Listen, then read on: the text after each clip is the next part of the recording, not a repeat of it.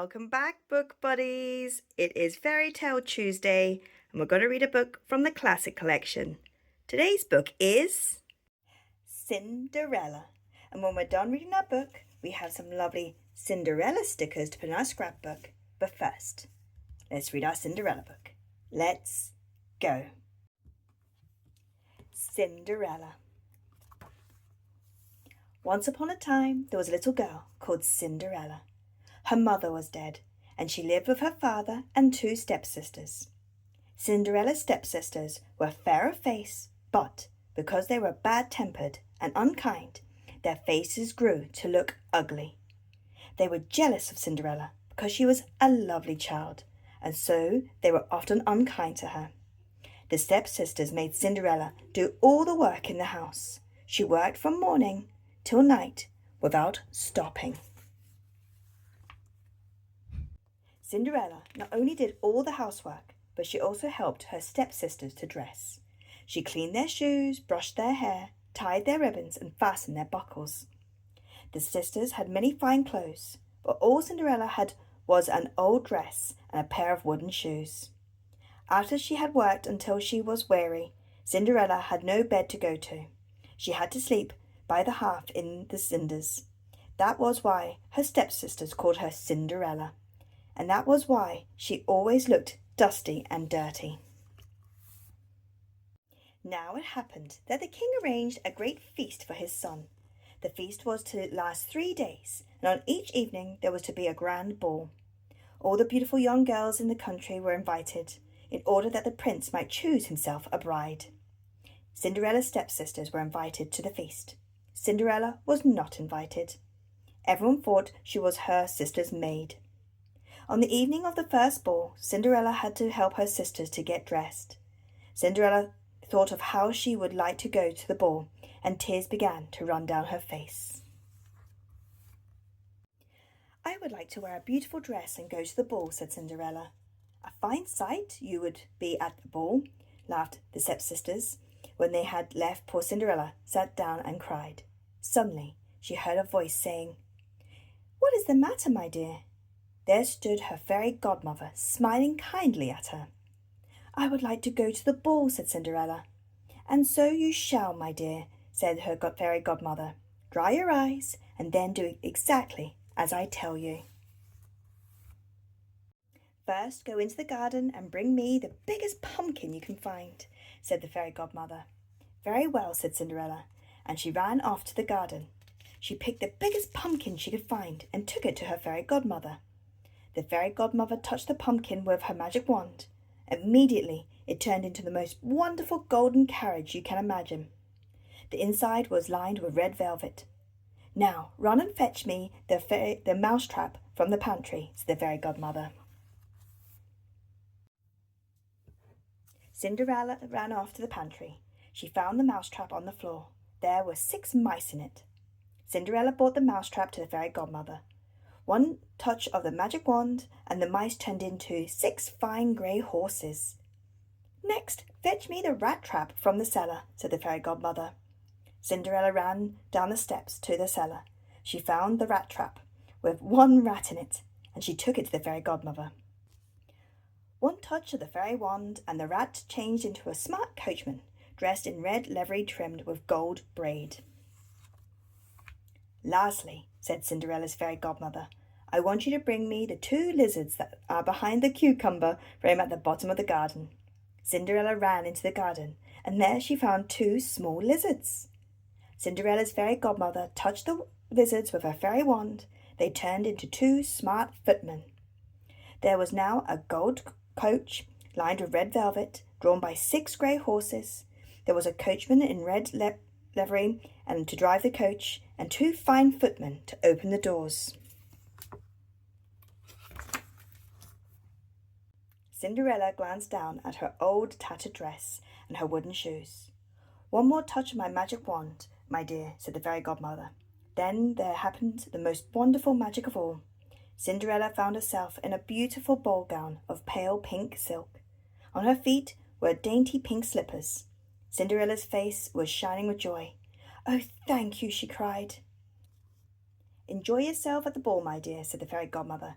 But remember, you must be home before the clock strikes midnight, for on the last stroke of 12, all will be as it was before, and yourself the ragged girl you were." The footman opened the door of the carriage. Cinderella sat down on the red velvet cushions. They were off. When Cinderella arrived at the palace, she looked so beautiful that her sisters did not know her. The prince thought that he had never seen such a beautiful princess. He took her hand and danced with her all evening. He never let her out of his sight. Cinderella had never spent such a wonderful evening in her whole life, yet she still remembered the fairy godmother's warning. At 11:45, Cinderella left the ballroom, where the other guests were still dancing. Her carriage was waiting for her, and she was driven quickly home. She arrived at the door just as the clock was striking 12.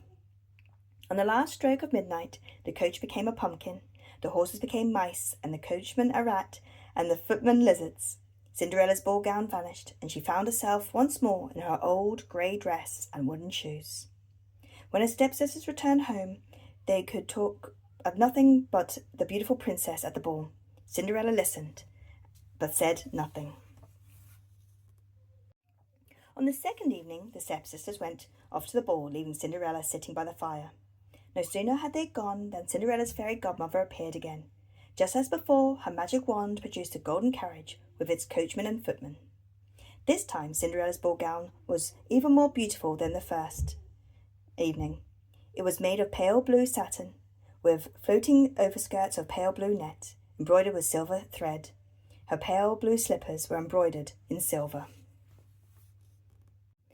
Once more, Cinderella's fairy godmother reminded her to be home by midnight. When Cinderella arrived at the ball in her blue dress, everyone was astonished at her beauty. The prince had waited for her, and he instantly took her by the hand. As before, he danced with no one but her. Cinderella was so happy that she almost forgot what the fairy godmother had told her. Suddenly, it was 5 minutes to 12. She left the prince and quickly hurried out of the ballroom as quickly as she could.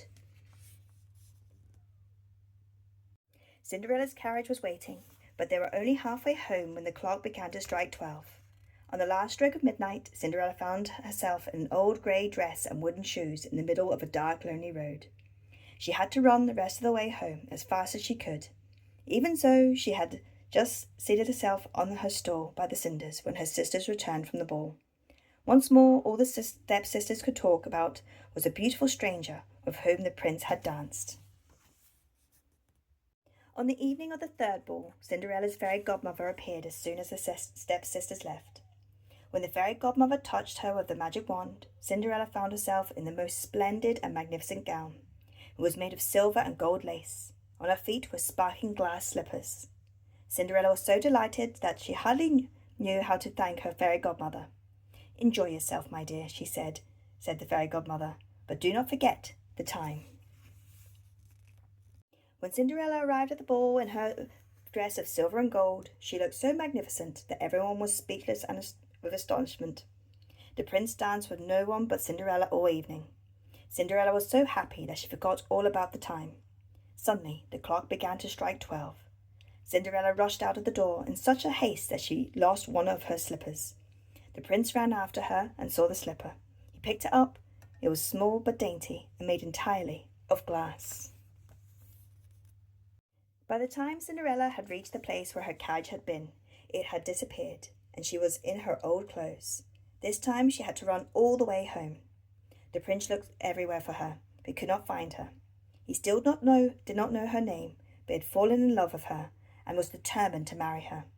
So the next morning the prince took the glass slipper to the king, and said, "No one shall be my wife, but whose foot will fit in this glass slipper." The king's herald was sent through the streets of the city, carrying the small glass slipper on a blue cushion. The prince himself followed, hoping to find the lady of whom he had danced. Every lady who had been in the feast was eager to try on the slipper. Each one hoped that the slipper would fit her, and she would marry the prince. Many ladies tried to squeeze their feet into the slipper, but their feet were too large for such a dainty shoe. At last, the herald, followed by the prince, came to Cinderella's house. Each of the stepsisters was determined to squeeze their foot into the tiny slipper, so they could marry the prince. But they both had large, ugly feet. Even though they struggled, neither one could force their foot into the slipper. At last the prince turned to Cinderella's father and asked, "Have you no other daughters?" "I have one more," replied the father. Then the stepsisters cried out, She is much too dirty. She cannot show herself." But the prince insisted, so Cinderella was sent for. Cinderella seated herself on the stool, drew her foot out of the heavy wooden shoe, and put it into the slipper, which fitted like a glove. When Cinderella stood up, the prince looked at her face. He cried out, "This is my true bride." At that moment, Cinderella's fairy godmother appeared and turned her once more into the beautiful princess. The old grey dress became a velvet gown. The prince lifted Cinderella onto his horse and rode away with her. The stepsisters were horrified to discover that Cinderella was a beautiful princess who had been at the 3 balls. They were so angry that they were pale with rage. At the palace, the king arranged a magnificent wedding for the prince and Cinderella. All the kings and queens and prince and princesses in the land came to the wedding. The wedding feast lasted a whole week.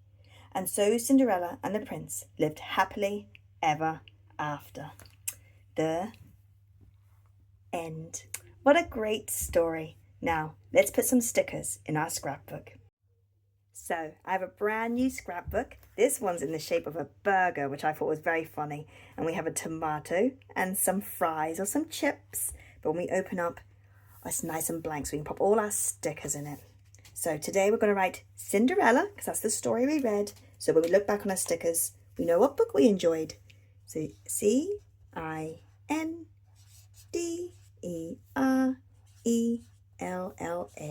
Cinderella. Now, I have some really nice little Cinderella stickers we're going to pop in our book today. So this one is there's Cinderella, and she's got some birds, and she has her mop, and she's cleaning up, but she's in a beautiful dress.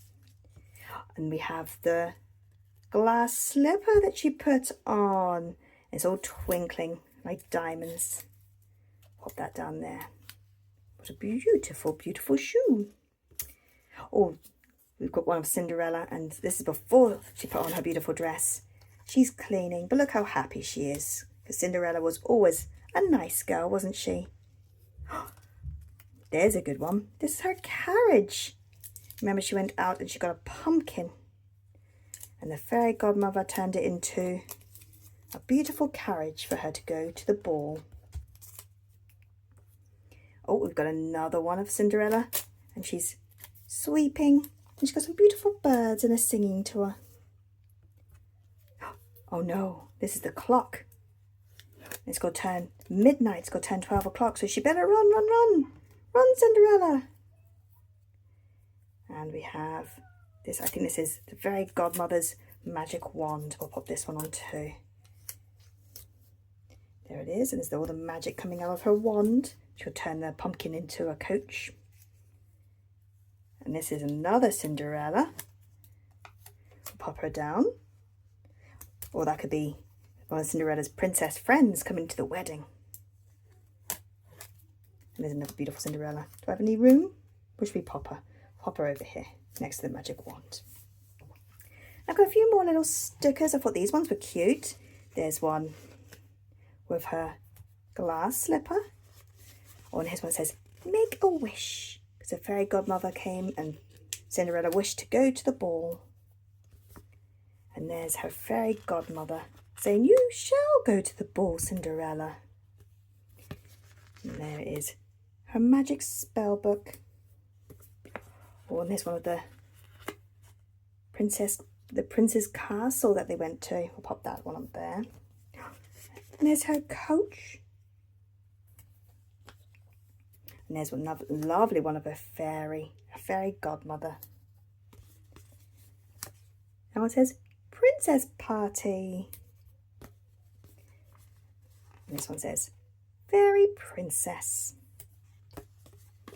And there's a nice one with a fairy and a beautiful flower. Oh, and there's a cake that Cinderella can eat when she goes to the ball. And there's 2 beautiful fairies. Some really nice stickers. Look at this fairy. She's swinging. Swing, swing, swing on a swing. There's a beautiful mirror. This one says princess. We'll pop that next to Cinderella because she does marry the prince and becomes a princess. A beautiful rainbow. Oh, and there's one of the fairy godmother and she's doing her magic. This one says magical moments. And the last one is a fairy. Now I'll put that one there because that could be one of the horses pulling the coach. Look at those beautiful stickers. My favourite is, I do like the glass slipper. I think that's very cool. And I like the carriage. And I like that one that says, make a wish. Thank you very much for joining me again today. If you enjoyed this story, I'll leave a link below of where you can buy these books.